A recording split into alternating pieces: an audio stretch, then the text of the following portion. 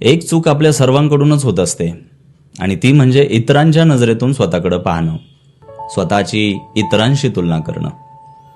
आणि मुळात हाच विचार आपल्या विकासासाठी घातक ठरत असतो.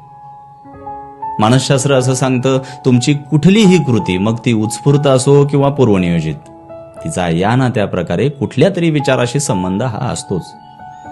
त्यामुळे इतरांच्या चष्म्यातून स्वतःकडे पाहण्याचा विचार डोक्यातून आधी काढून टाका. काही लोक वाईट कर्म करून सुद्धा यशस्वी आहेत आणि आपण चांगल्या मार्गाने चालू नये, आपल्याला अपयश का, असा विचार हल्ली अनेकांच्या डोक्यात थैमान घालतोय. त्याचं उत्तर आपल्याला ज्ञानेश्वरीतून मिळतं. तरी अपयसी दांगे डोंगर, झाडे लागती अपार, तैसे लांबे राजागर नुठिती ते. श्री ग्रंथराज ज्ञानेश्वरी, अध्याय 18, ओवी क्रमांक 94. जंगलात, डोंगरात निरुपयोगी पुष्कळ झाडे उगवत असतात. जसं गवत न पेरता उगवतं, पण गहू, साळी किंवा फळाफुलांच्या बागा आपोआप उगवत नाहीत.